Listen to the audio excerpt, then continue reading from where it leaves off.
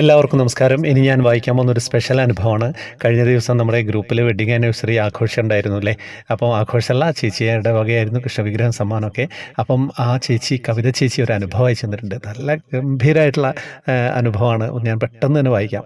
നമസ്കാരം ശ്രീകാന്ത് സാർ, ഞാൻ ത്രിമധുരം കുടുംബത്തിലെ അംഗമായ കവിതയാണ് കേട്ടോ. എനിക്ക് ഒരുപാട് അനുഭവങ്ങൾ ഭഗവാൻ തന്നിട്ടുണ്ട്. അതിൽ ഞാൻ അയച്ചത് സാർ പറഞ്ഞിട്ടുണ്ട്, ത്രിമധുരത്തിലൂടെ വായിച്ചിട്ടുണ്ട്. ഇന്ന് അനുഭവം ഒരു സ്വപ്നമാണ് കേട്ടോ. അത് പറയണ്ടെന്നാണ് ഞാൻ കരുതിയത്. പക്ഷേ ഇന്നലെ ഗുരുവായൂരിൽ കണ്ണന് തൊഴാൻ വന്നപ്പോൾ ഉണ്ടായിട്ടുള്ള അനുഭവം, അപ്പോൾ സ്വപ്നവും പറയണമെന്ന് എൻ്റെ മനസ്സിലിരുന്ന് കണ്ണൻ പറയുന്നു. സ്വപ്നം ഇതാണ് കേട്ടോ. വെളുപ്പിന് ഞാൻ ഗുരുവായൂർ അമ്പലത്തിനകത്ത് നിൽക്കുന്നു. ആ മണ്ഡപത്തിൻ്റെ ഉള്ളിൽ നിന്ന് ഒറ്റയ്ക്ക് ഇരിക്കുകയാണ് കേട്ടോ. ശ്രീകോവിലിനുള്ളിൽ നിന്ന് കണ്ണൻ ഓടി വന്ന് എൻ്റെ കഴുത്തിൽ പിടിച്ചു.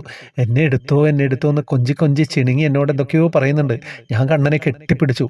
അപ്പോൾ ശ്രീകോവിലിൽ നിന്ന് മേൽശാന്തി ഇറങ്ങി വന്ന്, കണ്ണാ വരൂ, പൂജ തുടങ്ങണ്ടേ എന്ന് ചോദിക്കുന്നു.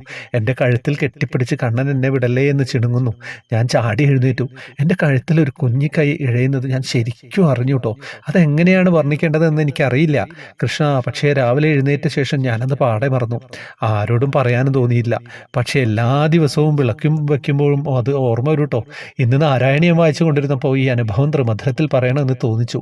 ഇന്നലെ ഗുരുവായൂരിൽ കണ്ണനെ കാണാൻ ഞാൻ ഒറ്റയ്ക്കാണ് വന്നത്. എനിക്ക് അടിപ്രദക്ഷിണം വെക്കണം എപ്പോഴും വിചാരിക്കും, സാധിക്കാറില്ല. ഇന്നലെ ഞാൻ 3 അടിപ്രദക്ഷിണം വെച്ചു കേട്ടോ. ഞാൻ പ്രദക്ഷിണം വെക്കുമ്പോൾ നല്ല തിരക്കാണ്.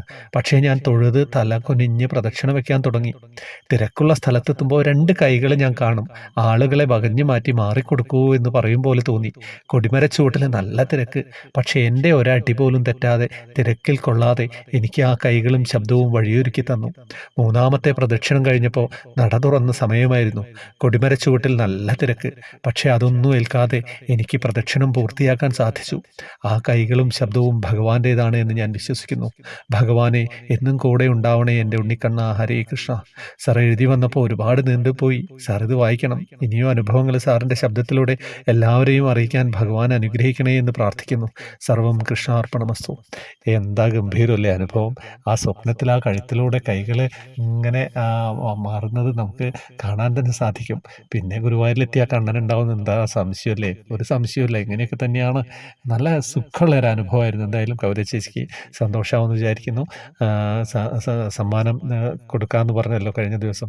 അതിനും നന്ദി. എല്ലാവരുടെയും പ്രാർത്ഥന ഉണ്ടാവും. വേറെ ഒന്നും പറയാനില്ല. വാട്സപ്പ് ഗ്രൂപ്പിലേക്ക് വരുന്നതിനെ പറ്റി നിങ്ങൾക്കറിയാം. ഞാൻ കൂടുതലായൊന്നും പറയുന്നില്ല. ഹരേ കൃഷ്ണ. ജോയിൻ ബട്ടണിലൂടെ വരും കേട്ടോ. ഹരേ കൃഷ്ണ.